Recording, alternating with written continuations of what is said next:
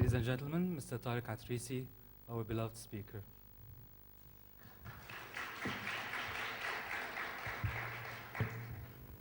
Thank you so much. I'm very honored to be here and very happy to be in Kuwait again and to be part of Nuqat. It's very exciting to see Nuqat growing. You know, in Arabic calligraphy, the dot is the basic of the construction of the letter. And I think the Nuqat event has their own Nuqat, the Nuqat founders who are making a great job actually, and creating these events that we really need here in the region. So the lost city of Arabesque, that's the theme of the Nuqat event. And wonderful theme because Arabesque actually is at the essence of our visual culture. It's one of the essence of the Islamic culture that we have. And we all as designers or our visual communicator work with Arabesque. Myself as a graphic designer, I'm interested in exploring Arabesque and interested in the ornamental aspect of these patterns. And we're so, you know, I think we're so privileged in the Arab world to have so much visual culture around us, that there's so much inspiration always. And if you take one subject, just like Arabesque, you could see it everywhere in different forms and in different shapes. These are samples of wonderful Palestinian ornamentation that we've documented. And in our work, in my work at my office, at my design office in the Netherlands, we find ourselves again and again using elements of Arabesque within our daily communication work. This sample is from the work we're doing for Royal Jordanian.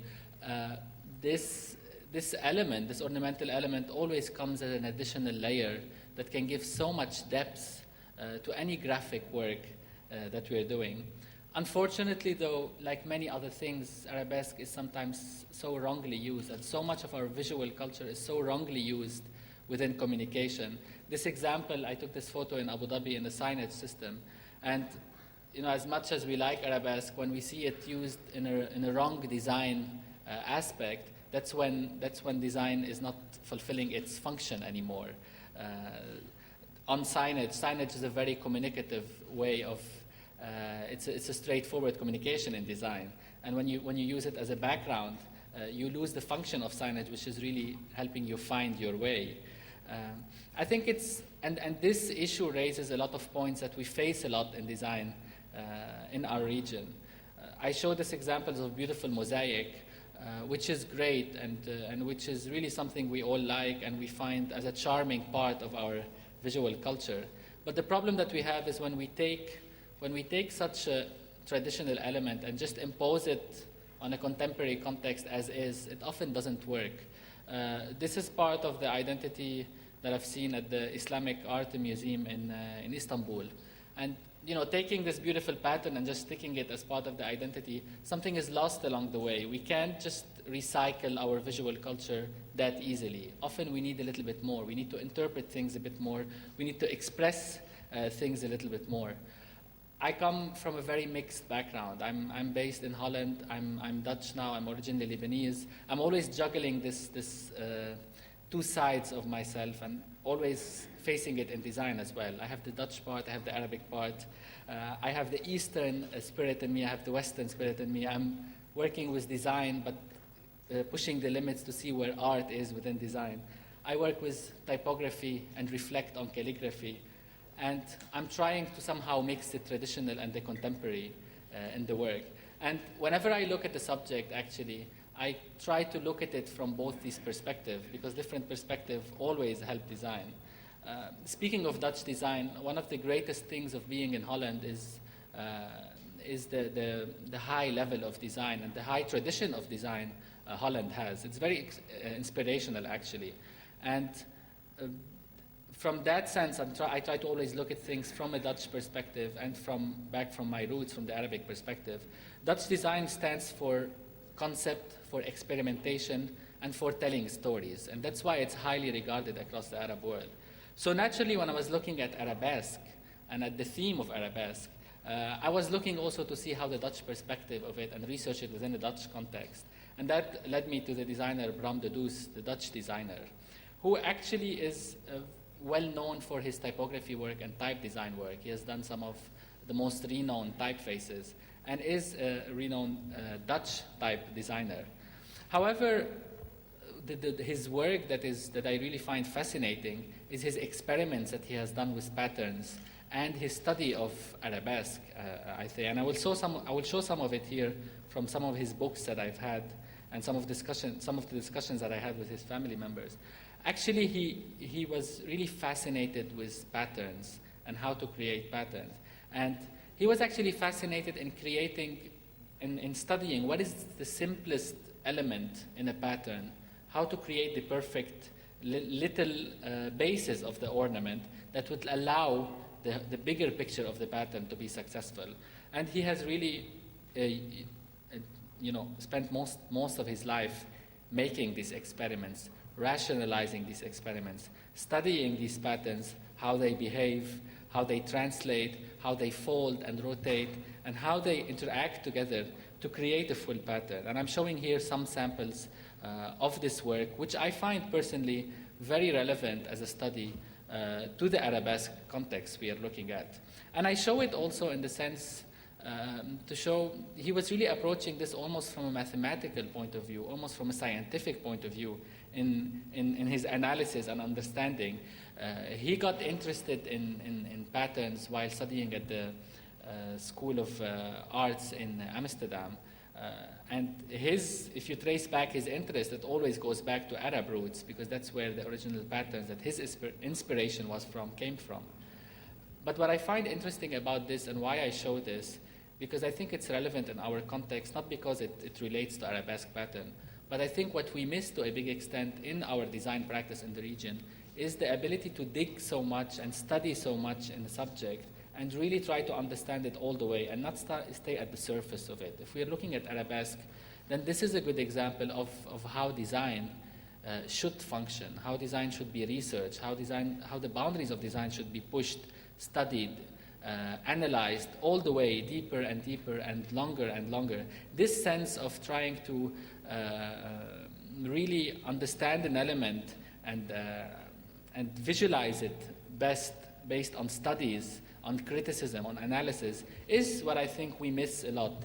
Basically, the conclusion that he had after a lifelong of research, he discovered the basic principles that actually his pattern, he called it the Kaaba pattern, the Kaaba ornament. Because he was very much inspired by the Arab world and the Muslim world, he called his little element that he created the Kaaba ornament. So he really sort of, let's say, made a checklist of what makes the basis of a good pattern. And his conclusion was that I reached a conclusion that the Arabs knew thousands of years ago.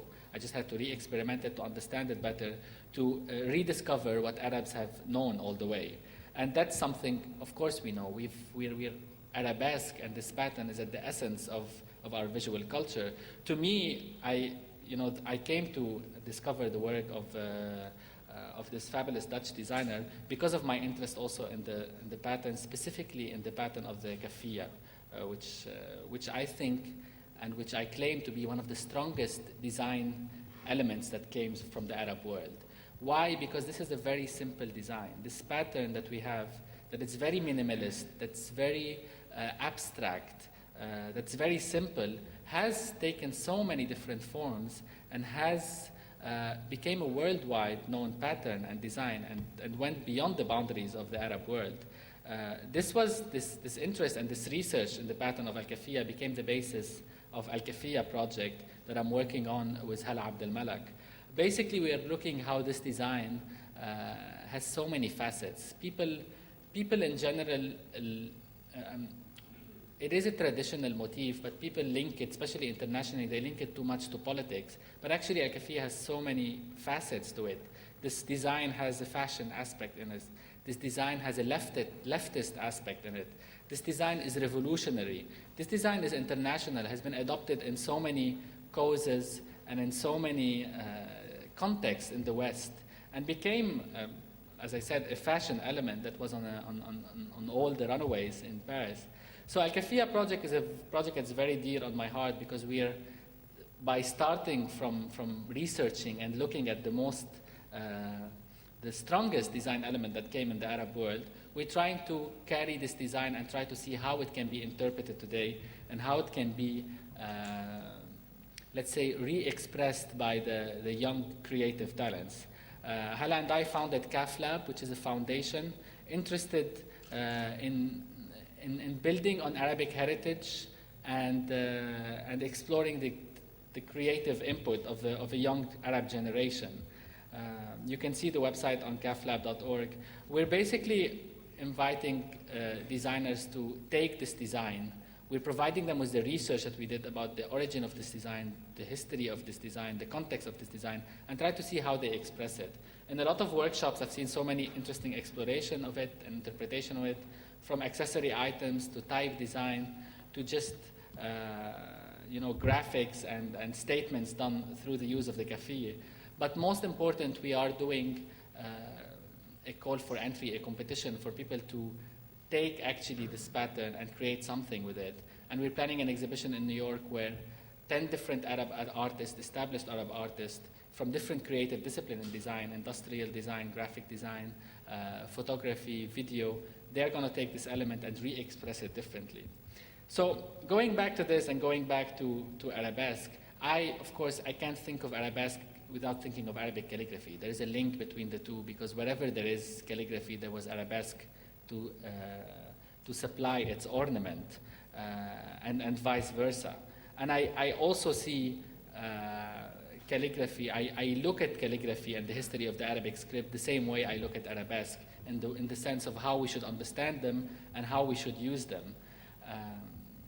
And I'm showing a little bit of examples of this constant present combination of Arabesque and calligraphy. To me, when I say calligraphy and the Arabic script, I don't necessarily look also at heritage and the old stuff. I look at how it manifests itself in our world today, how it is on the street of the Arab world today, how it is in our context today. That's something that I find very interesting in understanding our visual culture, and that's something that during my first studies at the American University of Beirut in Lebanon, we were pushed to understand and explore so much, how to document the unique visual language we have around us, and how to bring this into our graphic work. Because our visual environment is what's unique to us in the Arab world, and only when incorporating this in our work, we can create local graphic design that truly belongs to us, and that's truly different than any Western design, especially when I talk about graphic design. So I developed a fascination of documenting this typography along different cities in the Arab world, and try to see how we can learn from it and what we can borrow from it to incorporate it in our design work, in our graphic design work specifically. And I'm all for graphic design. I'm really at heart a graphic designer. This was, I did my bachelor in graphic design. I did my MA in interactive design, my MFA in New York in design entrepreneurship, but at core, I'm a graphic designer with an interest in typography, in type design, and of course in branding, as this is a main component of graphic design. But I'm all for the real process of graphic design, of the experiments, of the sketching, of going from A to Z with the project through all the healthy process of design, which is something we struggle sometimes to adapt here in the region, because we face so many difficulties from people not knowing very much our discipline, from clients that don't really understand the healthy process of design. But that's what I strongly believe in, and that's why I try to do in my work. And that's how I try to create my graphic design. I show some samples of my work here, where often I try to combine the image with the Arabic script, with the beauty of the Arabic word, whether it's typographic or whether it's calligraphic. These samples of posters are an example of the type of work I like to do. The pure Arabic graphic design, what I call, because it's graphic design that's inspired by our culture and where its main ingredient is Arabic calligraphy and Arabic typography. And I do it in an experimental context, but also in commercial context. This is a fragrance we did for Estee Lauder now, Aramis calligraphy. And I found it so great that such an international brand decides to adopt calligraphy for its to sell its product and to make it to make it as part of its products. It's interesting because I think you work with a two mindset. You work from a design mindset and from a commercial mindset, and these work differently, even in the aesthetics that that you decide on and that the client decide on. But to a big extent, the Arabic word, the Arabic script is the thing I'm most interested in. How do we create from simple words a story, a composition, an element? And that's most challenging and most visible actually in branding or when creating logo design, for example. I'm so much more inclined to work with abstract shape because the abstract shape is what lasts longer. It's less illustrative. How can you, through typography, through the Arabic script, create something which tells a story, which gives an identity, which gives a meaning? And how do you reformulate and work and play with this shape, with these letters, to make them beyond letters, to make them forms and create specific symbols out of them? I show example of a couple of branding projects we did, and again I stress that to us the most important part is the process. In design, process is the most important thing. Sketching, we lose now with all the digital age we live in, we lose the habit of taking a pen and sketching our idea and starting from scratch. This is part of a branding we did for Sharq al-Riyadh. And we start with sketches and then we move to create mood boards to try to visualize, okay, what is this look and feel that we are trying to create? And from sketches to mood board, we move to eventually developing the logo. This logo for Sharq al-Riyadh, like many other logos I did, was simply typographic. And the idea was simply to work with the Arabic script and to make it flourish to the east, to the eastern part of Riyadh, which is where the development is being made to the city. And I show samples of the applications and parts of the branding adopted for Sharq al-Riyadh. But if I look at all the branding projects that I got and that I work with, every client that comes to me comes and says, we want an identity that's very Arabic. Everyone is really, there is a pride in our heritage now, and Arabic is becoming cool again. And everybody asks for something very Arabic. But what is Arabic? Apparently everyone has a different description, different understanding of what Arabic is. And this is actually the core challenge of design for an Arab identity, defining what's Arabic. When I learned that when people say Arabic, some people look at Arabic with a nostalgic eye, some people look at it with an Orientalist eye, some people see it traditional, some people see it futuristic. We all see it differently. We don't all see it and interpret it in a similar way. And that's normal, of course, because the Arab world is a world at the end of the day. It's a large geographic area with so many different cultures within it, with so many different societies within it. Really, if you think about it, we have more differences than similarities. And I'm interested in documenting this across the Arab world and trying to understand what's the trend now in the Arab world, specifically from a typography and a graphic point of view. I show always this example, which is a signage, two photos. The top one is a signage system in Amsterdam Airport. The lower one is a signage system in Abu Dhabi Airport. And Amsterdam Airport is known to have one of the best signage systems in the world. It's designed by Bureau Marxenar. It's a functional, very good design solution. When I look at the lower example, which is in Abu Dhabi, an international design solution has been adopted to a local solution, which I think, it works. You borrow an international solution, you get it here. But somehow I think we lose something when we keep on doing that on different levels. If we keep on taking international design solutions and borrow their success to just adapt them to us, we lose something. We lose a flavor that we have that is lost in the design, and that makes it more interesting. This is a signage from Morocco. Of course, it's much less functional than the one the one done by Bureau Marxenar, but there is something in it, spirit. That's what we need to keep. That's what we need to mix. We need to mix the good design solution with the local spirit that makes the beauty of our culture. And of course, when we talk bilingual, we talk two scripts and we talk difficulties and practical design solutions that often are more difficult than what we think. If you look at this example and you look down, if you read English, you go in one direction, and if you read Arabic, you go in another direction. There are some practical issues that we face in design on the most basic levels, and that you keep seeing mistakes that happen even in the most international context, even in the Olympics. Whenever you see an example where Arabic is used, you see surprising basic mistakes that happen. So going back to this Arab identity, what is an Arab identity? How do we define it? In every design discipline, you look you realize that we're struggling to define what's our identity. Look at architecture even. We have so much going on, and if you zoom out, what is the style that we are really defining Arabic with? Graphically, most specifically, if you look at the most simple iconographic design, like toilet symbols, how different they are within the Arab world. Some design solution you can adopt somewhere, some creativity you can adopt somewhere, and something works in some areas and doesn't work in the other. I'm interested in looking at this bigger picture of the visual communication scene in the Arab world, specifically in branding, and try to analyze what we have around us. These are all brands that emerged in the Arab world over the last 10 to 15 years. I try to categorize them and see what's the trend. What are the different trends in branding that are happening? Why are they happening? And how can we break away from trends to create something new? And of course, the most challenging part in design, in branding, in our region, is the bilingual aspect of it. We're often working with Arabic and English. We're often working with a two mindset, with two typography, with two audiences to communicate to. And in my studies in branding, I try to also categorize and make some sort of a guidelines of what are the different possibilities to adopt, what are the different solutions to adopt when working with a bilingual branding. Do we focus on the Arabic?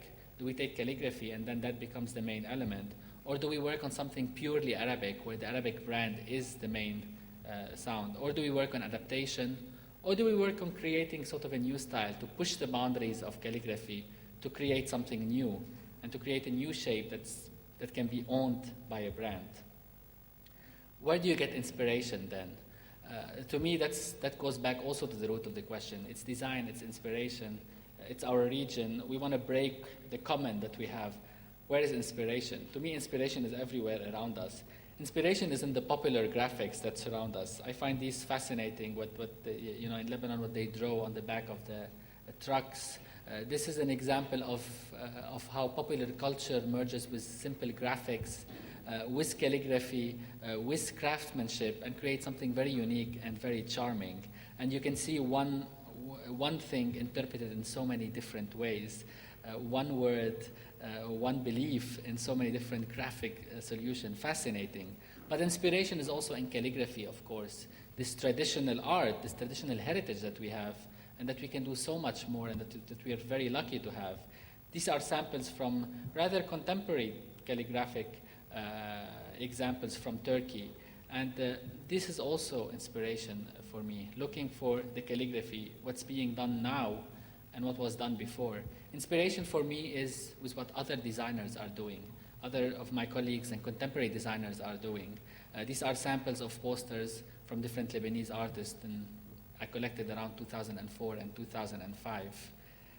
Inspiration for me is also in Iranian graphic design, which is a very strong design movement that influences us a lot because we use the same script. We have Reza coming as a speaker here, and I advise everyone to see him because he's a fine example of, actually he's a leader of the Iranian design movement. That's also an inspiration for us. The Iranians have managed to really capture their culture and express it in a unique graphic design language. How we should do that in our own way is also the struggle we're all collectively trying to solve. Inspiration for me is pop art, is the beautiful movie graphics posters that we have from Egypt, and that are so simple but so rich at the same time. And if our graphic design work is to be seen like this in the future, then that's when we know we're doing good design work, and we're doing design work that leaves our fingerprints and the visual culture. Inspiration is in history. I'll show a little bit the work of Mahyaddin al-Labad, the Egyptian artist, which I consider almost the father of Arabic graphic design. He's very known to be a caricature artist, actually. But in reality, he is really more than anything a graphic designer. And the more I study his work, the more I realize that this is the work he's famous for, the more caricature type of work. But if you look more at his work, it's really all about design. It's really all about graphic design, about design criticism, about typography. What I find interesting and why I started looking for for inspirations from our history in the Arab world is because we get trained as designers without too many references from our world here. We have our heritage, which is very far away behind, but then we look at graphic design, and then we look for West for inspiration, and we study the history of graphic design in the West, and we look at the designers that made an impact in the history of graphic design in the West. So I look for this, and I collected all the work of Muhyiddin al-Abbad, and he had Nazar, this publication that I show here, which was his reflection on visual communication and in the Arab world. And it's fascinating, really. This is done in the 80s, I think, if I'm correct. He was so much ahead of his time. This publication is almost like a blog where it's actually just like a blog nowadays, where he gives his input and opinion on design.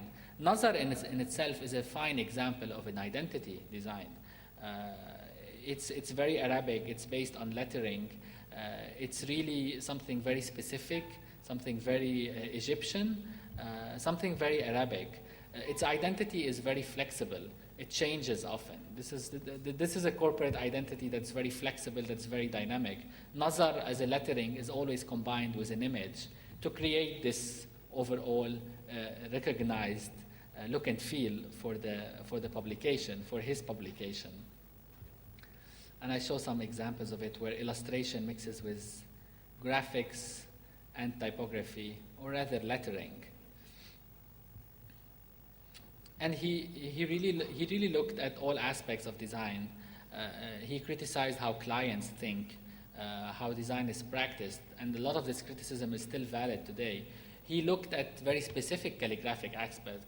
He took in some issues, for example, the letter Ba, and really went through all the history of the Ba letter, how it is, where it is from, what are the different calligraphic forms of it, where did it originate from, what are the different ways that we can visualize it with.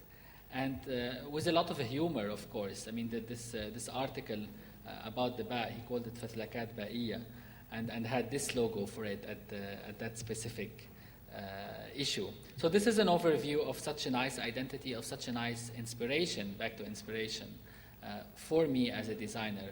The best way to look into inspiration is from our own history, from our own practitioners in the region, to see what they've done and to build on it. Al-Khat mas'alat siyada, and I can't agree with him more. And I think if anyone can get samples of Nazar actually as a publication, you should definitely get it, because I think it's a must-have for any, as part of any graphic design education. He criticized very much the metro logo of Egypt, and asked fundamental question that I find myself asking for a lot of designs today. Why do we use the Latin M for the metro of Egypt? Because we are, why are we communicating to a Westerner rather than an Arab audience? Is it because in the West we use M for metro, that it goes by default, that we have to use M for metro? Are we assuming that the tourist is stupid enough not to be able to take any form we create, even if it was a letter meme in Arabic, and adopt it to be the logo? Why go Western in some design decision when we don't really have to? Some of his criticism that I find very valid today as well, he made fun of the huge billboards, and that they don't work anymore to the human eye scale. The bigger it is, the less it works. And that can't be more relevant today, because we have billboards that are standing on top of buildings, and we lose a little bit the human scale. So back to the inspiration, where do we get inspiration from? From the street, of course, from calligraphy on the street, from tradition, the history. In a way, at the beginning of my career, I was trying to get away from the history, because often tradition is used in such an old-fashioned way that we don't communicate. It doesn't speak to us anymore. But I think if you look deeper and you try to interpret it in better ways, there's a lot of beauty in our tradition. We just have to break all the misconception. When I was at the Islamic Art Museum in Istanbul, one of the things that really struck me was that there was so much pink used in all the Islamic stuff that I saw. Pink was a dominant color. And then I wonder, where do we get misconception that Islam has a specific color? Who says that Islam is green, for example? And why did we get to this conclusion? It's not. There's a lot of things that we simply are afraid to to analyze. I mean, look at this beautiful pink used in a wonderful context. Great. But if I am today doing a branding for an Islamic organization and I use pink as a main color for it, I wouldn't get very far with it and it would be totally rejected. So all these misconceptions about colors, about what Islam is, about what Islam should visualize like, is really something we have to break from. Arabesque to me is also today, there is digital Arabesque, I call, and it's what social media, especially the visual one, is doing. Through applications like Instagram, for example, we're able to look at the digital Arabesque that's around us.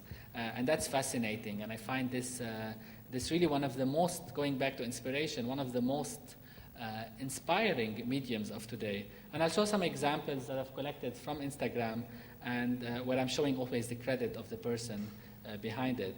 But I think it's capturing every detail, and we're understanding more our culture and our street culture. And the Nuqat photo competition was fabulous, actually, because we got to see a lot of Arabesque examples from all around the Arab world, which I saw samples, it is here. But I think this image-based social media trend now is helping us understand really the details in the Arab world, seeing every corner of every street and having an eye everywhere. It's helping me discovering new art, new creativity, and new talents. There is so much interesting creative stuff happening, and this is opening a window for us to look at, from sketches, from fine art, from creative graphics. I think most of all it's helping us connect with the craft. A lot of people think or thought that Arabic calligraphy is dying, that we are losing this craft of creating things. But actually with these open social media visual forms, we are discovering a lot of what's hidden, and we're discovering a lot of the art that we have. I think applications, again, like Instagram, are helping us understand the women in the Arab world more, and see a side that has not always been revealed, or not always easy to be revealed. It's a great opportunity for small business, I think, as well. When a small business becomes so big with so much marketing potential, I think it breaks the privacy border. And again, I'm speaking to this in my context of the digital Arabesque of nowadays. All of a sudden, we have no barriers anymore, and we can see inside the house, inside people's private life, what they want to share and what we want to understand from their culture. But it's giving us a micro look at Arabic culture and its beauty, the beauty that we are not always seeing, or that's not always accessible to us around the corner. Beautiful example. But I think most of it, this what I call the digital pattern, is helping us visualize the collective Arabic nostalgia and present it to us as an additional source of inspiration. You can follow me on Instagram, by the way, on Atrissi, because I love this medium. Going back to the Islamic thing, I show an example of a branding we did for the Islamic TV station in Holland, where specifically we wanted to make something Islamic, but not Islamic in the typical cliche elements of what Islamic should visually look like. This is a Dutch Muslim TV station. We opted for a very simple Western Dutch design. We used geometry because geometry is part of Islamic calligraphy, Islamic Kufi style, but we interpret it in a very Western form and not necessarily using elements from colors or graphics that are wrongly associated with Islam. And again, going back to calligraphy and typography, which is always the basis and the core of my work. When I look at calligraphy, when I say the Arabic script, I look at three things. I look at calligraphy, which is the artistic practice which a calligrapher does and not a designer. And I look at type design, which is the digital font, which really needs specialization to be done because it combines design and technique. Somewhere in between lies Arabic lettering, and that's what a graphic designer creates, really designing a word and giving it a form and playing with the possibilities. I was very lucky in my education at the American University of Beirut that I got a lot of training and understanding in the context of calligraphy and typography, and learned from masters like Samir Sayagh, which I show here. And up to now, always one of my main goals is to incorporate this Arabic script in daily graphic design work. This is work from the the exhibition design we're developing at the Aramco Museum, the King Abdulaziz Center for World Culture in Saudi Arabia. And we're trying to bring this classic calligraphy into space and exploring and pushing the limits of calligraphy, not just sticking to the specific styles that we know, but try to break these further and try to create compositions, traditional or not, which can integrate in space and can integrate within a bigger design. Lettering is something I'm experimenting with a lot through my work, but also through the student works and through the different workshops I give. And the goal is always to take one word and experiment how this word can have its own graphic form. I show a lot of examples here from different workshops I've conducted across the Arab world, always taking one word and graphically treating it so it becomes an icon, a story. And I use myself this lettering possibilities in graphic design work. These are the posters I developed for the exhibition at Dar al-Hikmah happening in, I think it's planned for next February. Al-Hawiyya, identity is the main theme of it. And to create the posters, I took the word Al-Hawiyya and created different identities with just one word, just using the script. Eventually, we carried this concept for all the speakers. Paula Scher was supposed to come as a speaker, and for every speaker, we made a series of posters where we explored their name in different graphic style, calligraphic style, and lettering style. And lettering is, this is Al-Ghad newspaper that I created its branding back in 2004. Again, the core of the brand was create a font, create a logo based on lettering, geometric Arabic font that becomes the identity of the brand. And I will conclude by showing a little bit of some of our type design work that I do in my office. It's something that I like doing a lot because it's about creating a full typeface. It's about creating a font starting from one letter and designing how these letters interact together in a wider context. This is the font we're working on. And the beauty about designing typefaces is because you see it in real life. You know, when I did a font for Nokia, you see that font on the street, you see it in use, and you learn from it. You learn from it what works, what doesn't work, how do you read it, how do you read it from close, how do you read it from far. In the Arab world, we have very little fonts available. So there is a need to create more typefaces, and that's something I've been involved in from the beginning of my career. One of the most rewarding parts, like I said, is seeing the font in use, seeing this design, which everybody reads but don't really focus on. You see it becoming part of popular culture used. This was the font done for Al-Wataniya airline. But the most challenge is when you're creating Latin and Arabic fonts at the same time, where you have to create two typefaces of two scripts that are opposite, but that they have to look similar, they have to work together, but they have to maintain each their own specific characteristic of the lettering. This is the font done for STC in Saudi Arabia. It was a very interesting project. It lasted a couple of months. I was collaborating with Turquoise on it. And I think it was, for us, a great example how Arabic and Latin can work together in the context of branding and in the context of creating a custom typography for a branding purpose. Other fonts we've done vary from classic to modern. This is the font done for BBC Farisi. And of course, and this is a font done for a children's magazine. And of course, for every context, you have to take specific consideration. If you're designing for children, you're approaching it completely different from if you're designing for a TV, or if you're designing something which has to work in Arabic and Latin at the same time.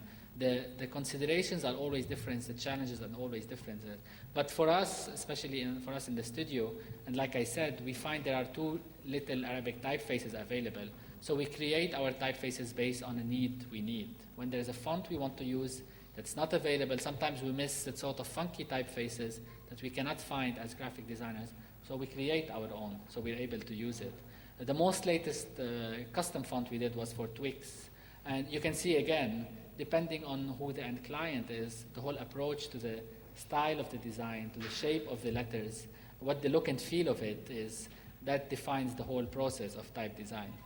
One of the most interesting typefaces I've done was Fedra Arabic in collaboration with Peter Bilak by the Khat Foundation. And this was really, again, an exercise where Latin and Arabic were at the main, where the importance was placed on matching the Arabic and the Latin without losing the authenticity of every script. That's mainly the main challenge. I will conclude by showing examples of the custom font I did for Mathaf, the Arab Museum of Modern Art in Qatar. This was a fascinating project because this is the brief that I got. Create a typeface that looks like this. And of course it was a lot of fun because the moment the brief is strange, immediately the design process is interesting. So we started sketching and crafting and trying all kind of sketchy typefaces. The idea is really to create a font that's more like a hand signature, like an artist's signature. That will be used by the museum. I came back to the street because my inspiration is really on the street and on this quickly written scribble on the street. And this was, I show quickly part of the process, how we developed it, how we explored the sort of the natural aspect of writing quickly in Arabic and how to take that at the basis of creating an Arabic font but spinning a Latin font out of it that works next to it. And I show part of the Arabic typography, Arabic and Latin custom typography used in the context of branding of Mathaf, which was a very innovative brand and which really broke a little bit the typical branding solutions we've been adopting in the Arab world lately.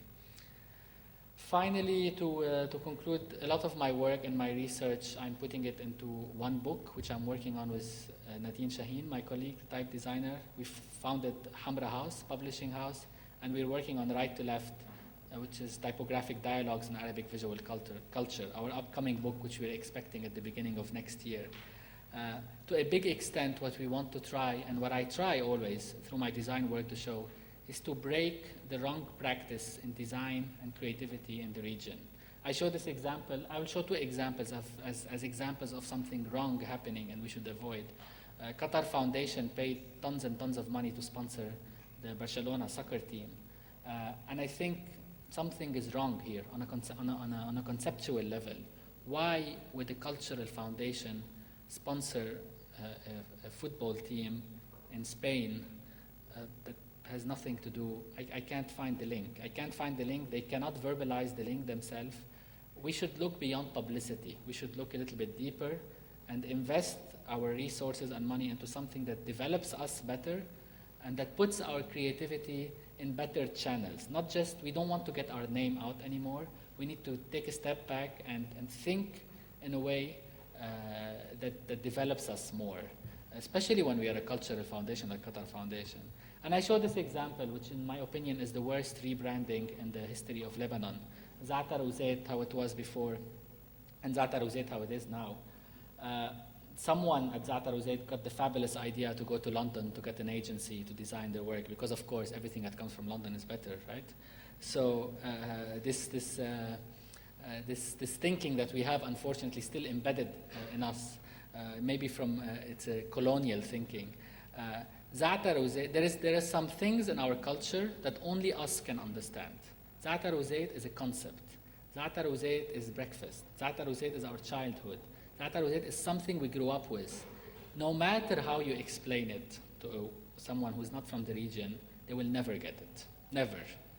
And the new design, I mean, objectively, culture aside, it's good. It's a leaf of Za'atar and a drop of Zayd, and there is a negative Z space in between, and it's very chic, but it has nothing to do with Za'atar Uzayd. And when we have something as innovative as Za'atar Uzayd was, in its name it set a trend, in its casual design, and then we go to modernize it, and we go to the wrong channels, and we lose our culture, we don't believe in our own talents, and we create something that simply doesn't work. To me, it's, I think today the general landscape of branding is changing.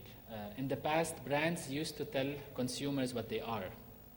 Today, with social media, we can't tell them what they are. Whether you are a client, whether you are a company, whether you are a service, whether you're an individual, you don't decide what you are. People decide what you are, because people now through social media talk to themselves and talk to you and talk about you. So you can't afford anymore to make wrong judgments and wrong mistakes at this level.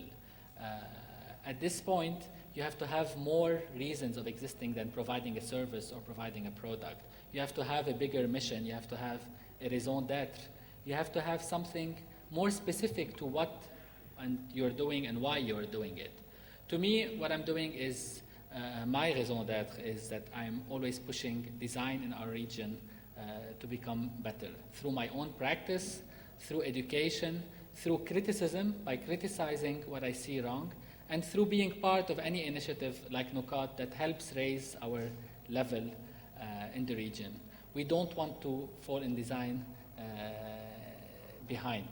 We're somehow in many things 5 to 10 years behind than the rest of the world. In design, we should be ahead. We have the talent, we have the culture, and we have the history behind us.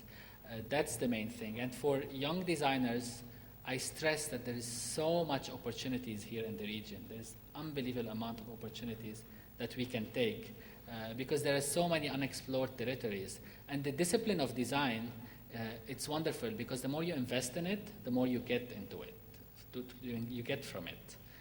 If you spend time on education in design, you see the results immediately. If you take a workshop, you see the results immediately. If you develop yourself, you see the results. It's a great profession because your investment in it in terms of time and developing your talent always returns. And that's what we need to do. And that's what I'm always trying to do myself. So if you have any questions, I'll be more than happy to answer. And again, thank you for Nuqat for a super wonderful event. I think if I see how the level of this conference is going from every event to the other, I'm proud to be part of it. This is the kind of event that always happened in the West, and we were wondering why we don't have it. And it's great, and I'm so proud to be with you from the start, and I look forward to always support you in any way I can. So thank you very much.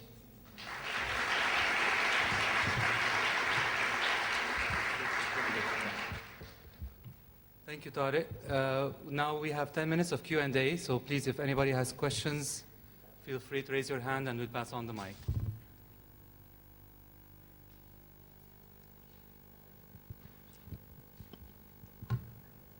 Any questions?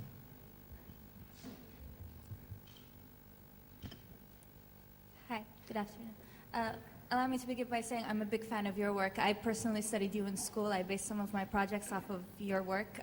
Was not successful as a typographer, but still a fan. My question is, as local brands or Arab brands move from the region, they become more international. They want to appear everywhere in the world, aside from just the region itself.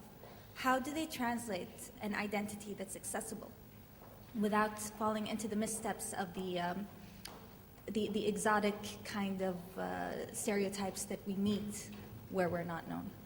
I think it's actually very difficult. It's not easy because it's always a game of who is looking at who. Are you looking from inside the Arab world to the outside? Are you looking from outside to the inside? I know it by living abroad, by living in Holland. If I talk to someone who's not from here and how their impression of the Arab world is, or actually what they find beautiful, it's very different than what we find beautiful in our culture. So there is this game of how different eyes work. Somehow the West wants to put us in this exotic frame, in this Orientalist frame, because that fits their image of what the world is and what brands should look like.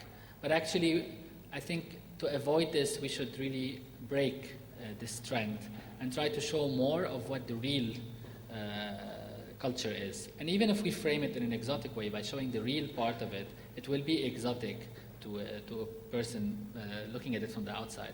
But to answer your question, how to do it if you are a local brand and want to go international without falling into traps, I think it's to work with the right talents and the right people. And mainly from the region, people from the region, and people who are able to translate this in the most correct way.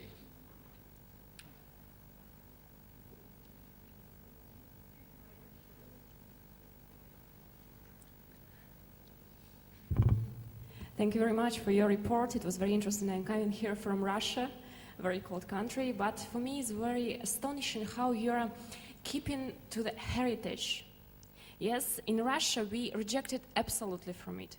Now all modern brands created in Russia is Western-like.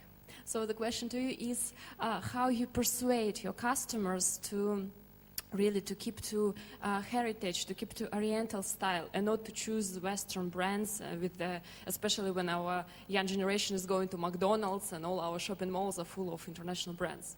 So thank you. I think it's first how to persuade myself, because I have to say I grew a better appreciation for our culture when I left.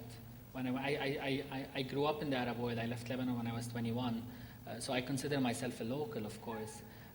But only when I left that I got this critical distance to look at the big picture and appreciate things that we don't really appreciate it. That for me was the first drive. How to persuade clients, it was very difficult at the beginning because everybody is looking west.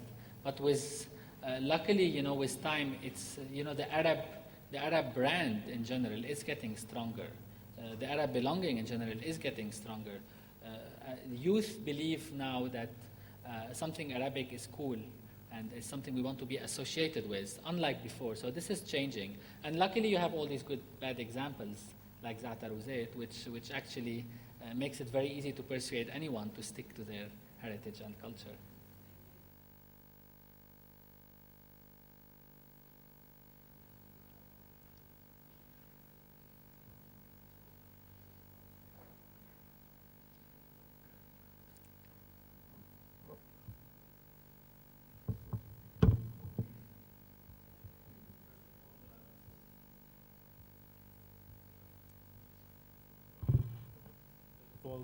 Thank you very much for the work. I mean, I find it fascinating, very interesting. Just a small question. Among all the very interesting projects you worked in, which one is the dearest to your heart?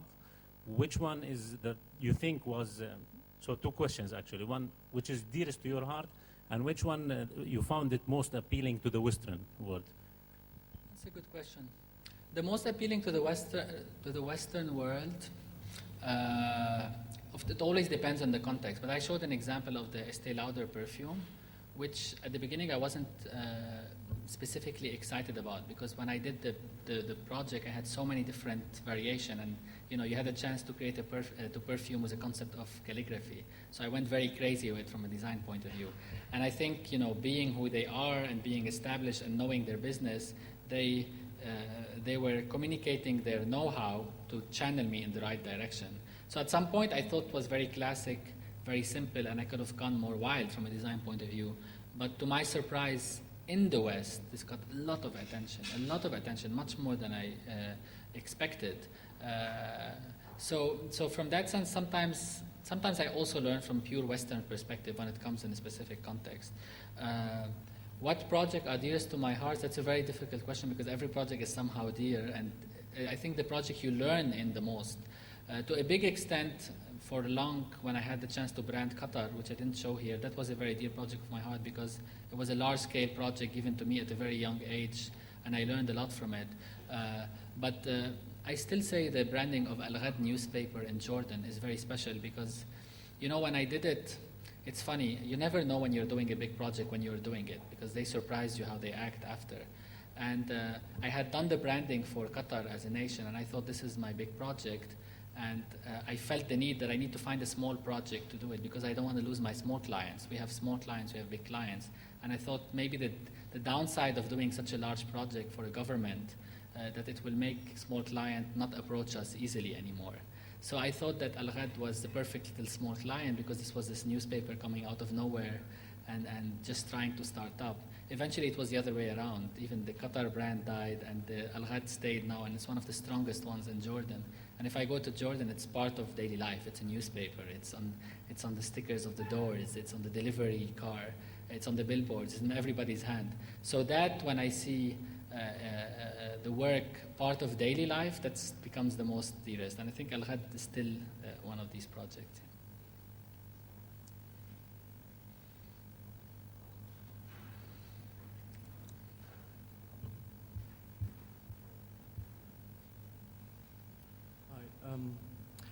Thank you very much for your great presentation. I'm here by lucky coincidence. I'm originally from Germany, and I have nothing to do with design, but from what I hear from your presentation, I hear often this sort of confrontation. There's the Arab region, there's the West. How do we design things properly to well, to really to take advantage of one's own cultural heritage, and I see this sort of slight juxtaposition that you present with the Western view. Nonetheless, I couldn't agree less with most of the things you say, and I would say it totally applies, for instance, to German design as well. So I'd say, rather than perhaps there being too much of a juxtaposition between a Western approach and an Arab approach, I think there is a general problem of how to define modernism and how to modernize brand images or cultural stereotypes. And then again, and I think I totally agree with what you answered previously to the question that was posed here, how do you then put this into action? And I think it's a lot about just being culturally aware of not trying to deny cultural roots by being modern, by simply copying something else.